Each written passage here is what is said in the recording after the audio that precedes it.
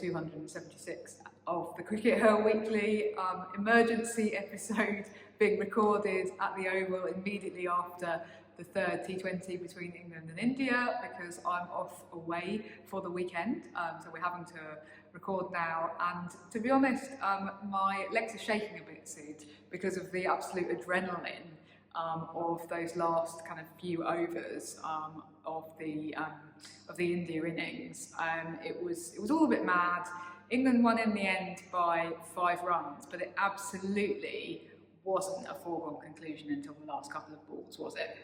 No, I mean, England won the match, then they lost it, and they won it again, and they lost it again. The key to turning it around, I think, was Lauren Filer. So Lauren Filer came back in the 14th over and took the wicket of Jemmy straight away.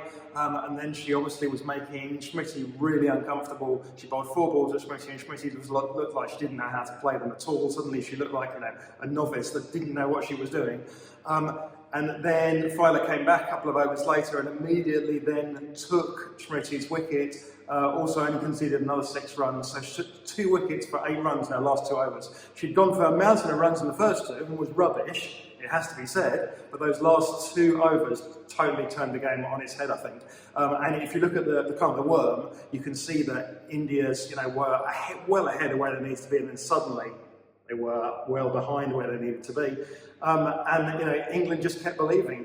And to pull off a victory, in those circumstances, just credit to everybody. I think everybody's pulled together and done it and come together when it really mattered.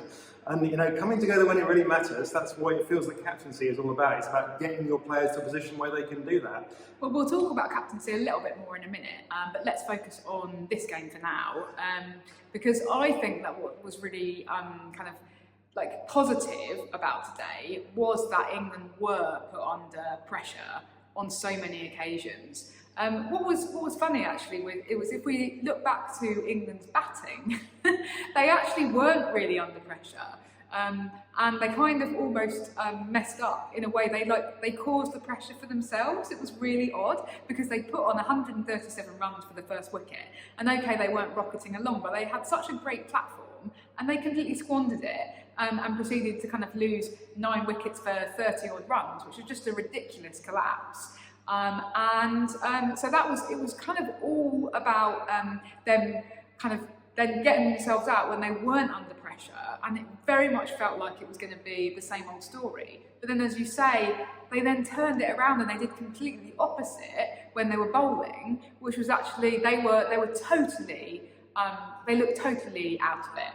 Like 12 overs, right? It was like everyone's writing India win.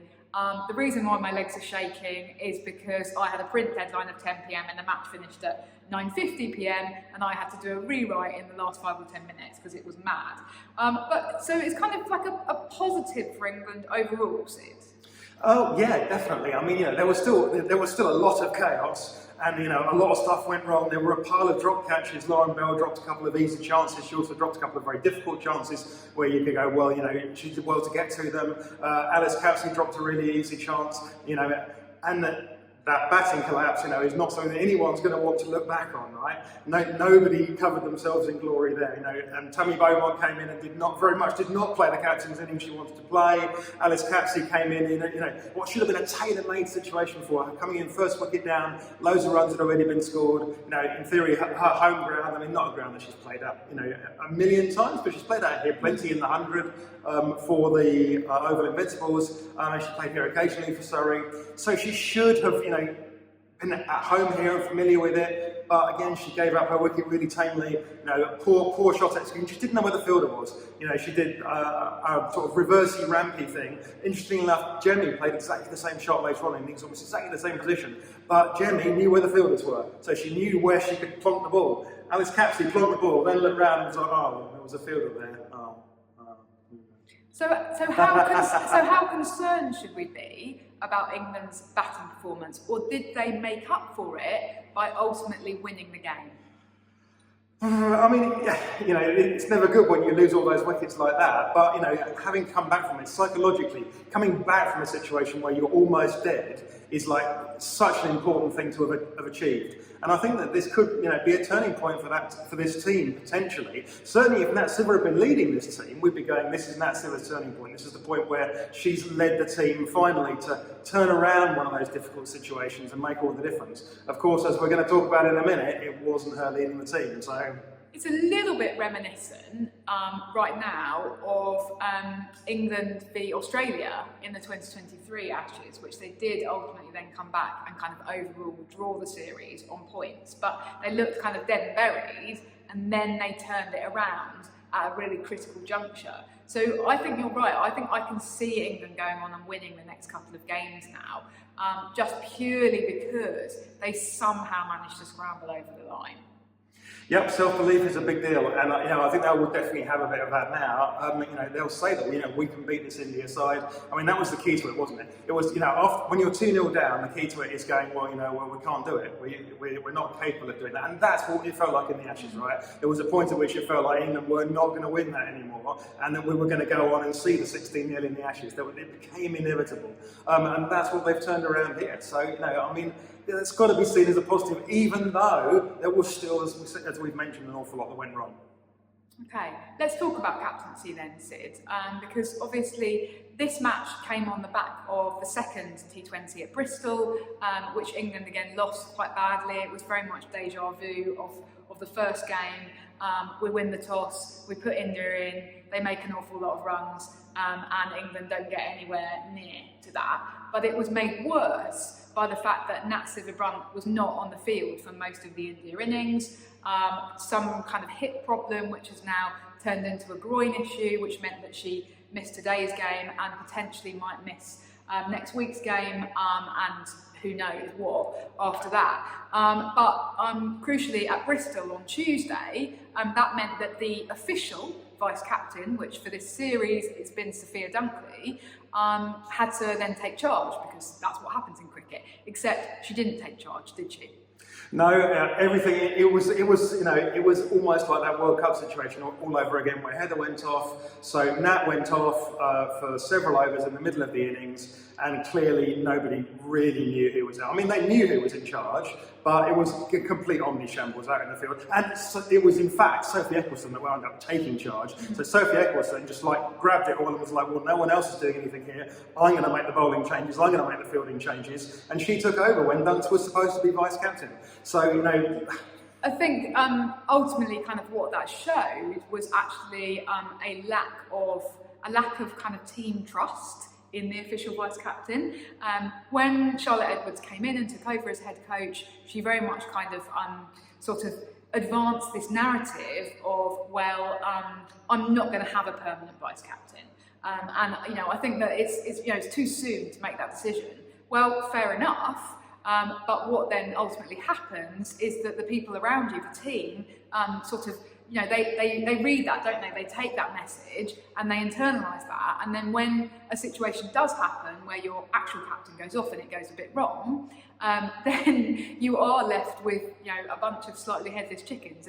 And that's what we saw. And we kind of almost saw Sophie Ecclestone stepping into the breach, to the extent that we both thought that she must be the official vice-captain, having not been given any actual notice of who was doing the job. Then cue me in the post-match press conference where we had Tammy Beaumont saying, oh, so how do you think that Sophie Ecclestone got on as captain? And Tammy sat there going, actually it was Dunks. Oh, okay, how do you think Dunks got on as captain? Anyway, so obviously that what we then saw was that Charlotte Edwards decided to make Tammy Beaumont the captain for this evening's match. Yeah, absolutely. I mean, there's so much in here, isn't there? As you said, what happens is the players internalise the message about Dunkley. They internalise what Charlotte Edwards said, oh, this vice-captaincy is going to be revolving around. No one's really the vice-captain. Everyone's the vice-captain.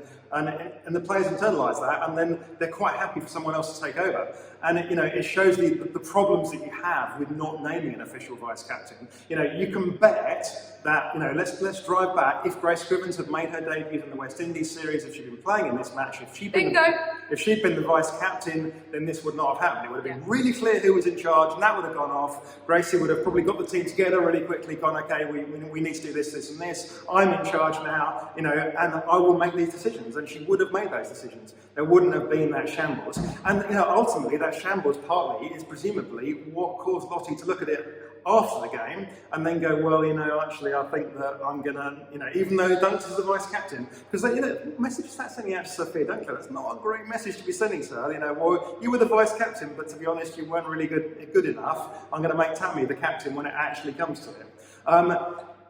Can I speak in defence of Lottie? Because what I would say is we're back to this being a problem that she's very much inherited. And if you look at who is responsible for this leadership vacuum within the current England squad, well, the people responsible are John Lewis, who is, I was going to say no longer with us, that makes it sound like he's dead, who is no longer part of the setup, Claire Connor, who appointed John Lewis and then let this go on for like nearly 3 years with there being a complete vacuum, and Jonathan Finch as well, who similarly has let this situation fester. It should never have got to this point. Interesting though, Sid, in terms of kind of Grace Scrivens, she has been made the captain for both of the A series, right? So the ODIs and the T20s. Yeah, it's really interesting that at this very point when England are having a crisis again about their captaincy, all over again, what they've done with the A team is, don't forget, it's only like 4 months ago that we were in Australia and they were going, well, Grace Scrivens is going to share the A team captaincy with Holly Armitage, they're both equal, and we didn't have an announcement initially who was going to captain the test, and they said, okay, well, Grace Scrivens will captain the test, but Holly Armitage is still very much part of the leadership group there. Now they're going, no, it's just Grace Scrivens. Holly Armitage is not part of this anymore. Holly Armitage did play in the England Select 11 game, but she didn't play in the A team. They're like, okay, this is Scriv's team now. Well, what they've done is they're really very firmly saying, yeah, we've made our decision now. Scriv is the next captain. But unfortunately, she's not in the team yet because we've made a mess of things, so we're going to have to take some other decisions. Ultimately, they'll probably come out with the right decision. And I feel slightly vindicated by some of this stuff, because like I said on the CRICKETher Weekly 2 weeks ago, I said one of the reasons I think they might have brought Tammy into the T20 team, because don't forget, she hasn't been part of the T20 team for a couple of years. One of the reasons they might have brought her back is because they wanted someone to potentially take over the captaincy if Nat was unavailable, and that is exactly what happened. But I think that in itself is an indictment on this leadership vacuum, right? That you have to bring somebody in and you have to get somebody who wouldn't have even been in the team if Heather Knight was fit. You have to get her to step up as captain. What would they have done if Heather Knight was in the team instead of Tammy? Heather would have been captain. Would they have done that? Would they have dared to do that, to give it back to Heather? That would have been an awful look, I'm afraid, and I would have been all over it, saying this is an absolute nonsense. You cannot hand the reins of the captaincy back to somebody who you've just taken them away from because you don't believe that they were leading the team in the right way. That would have been ridiculous. Anyway, we're talking about what ifs now. I have to say, I thought that Tammy did an excellent job. You said that she didn't obviously have the innings with the bat that she would have wanted to have, but she clearly managed that kind of those last few overs really well. And of course, it comes down to execution of the bowlers, but it also comes down to a captain who's remembering the plans. Oh, they've just turned the lights off, Sid. I think we might need to hurry up here. It comes down to a captain who knows what's what and is able to lead her team and tell them what they need to be doing. Yeah, because India could still definitely have gone on and won. She made a big decision with 3 overs to go to throw Eccleston in for the 3rd to last over. Traditionally, you use your best bowler for the 2nd to last over. She played the Eccleston joker a little bit early, but that kind of paid off despite a dropped catch. And then they needed 20 off the last 2, and you could see Tammy going up and talking to the bowlers. Those. Izzy Wong is definitely the kind of player that's liable to implode. She didn't implode. You've got to give the captain some credit for that. Yeah. Lauren Bell is less liable to implode, but she was still going and talking to Lauren Bell. And, That's every possible, even off that last ball. If Harmanpreet had hit that last ball for 6, India would have won. So he needed a decent delivery off that last ball. He couldn't go to pieces. There was still every chance. So, you know, massive credit for Tammy for getting her army, Tammy's army, that's what I wrote in my piece. You know, massive credit for her for getting her army over the line. Okay, great. So I guess looking ahead to the 4th T20, the series is very much alive. It's going to be really interesting to see whether Nat is able to come back. I think it could be kind of awkward, maybe, if Tammy leads in the next 2 games and her record is 3 wins from 3 against India, and Nat's record is 2 losses from 2 against India. I'm sure that the England camp will obviously put a positive spin on at that point. Now Nat was here tonight. Yeah, she was signing she was autographs at the fine. end. She looks okay. But that's not to say that she's definitely up to, you know, the full rigours of a cricket match. But she was actually she wasn't hobbling around on crutches or moon boots or anything like that. So, you know, my guess, she might miss Manchester. I would guess she probably plays in the final match, and you know, at least a couple of the ODIs. I can definitely see them resting her for one of the ODIs though, because if, you know, there is an injury niggle, what they don't want to do is turn that into a proper full-blown injury and then have the same crisis all over again in the World Cup in October. Can I say though that we are back against something I said a few weeks ago on the CRICKETher Weekly, which is that actually it's not a great situation to be in if you feel that you're having to rest your captain because they are of an age and stage in their career where you don't think that they can make it through an entire summer of international cricket. And that's why ideally you would have somebody a bit younger. Ultimately, all roads lead back to this kind of abdication of responsibility that the ECB and those around England women have kind of have let fester, as we've been saying, for the last 3 years basically, and they've really dug themselves a hole, and here we are. Anyway, have you got anything else to say, Sid, before we wrap up this emergency podcast? No, but it was all a bit bonkers, but it was a fantastic game of cricket, and I'm really pleased we were here to see it. Great. Hope you enjoyed it as well. We'll see you next week. Bye for now. Bye.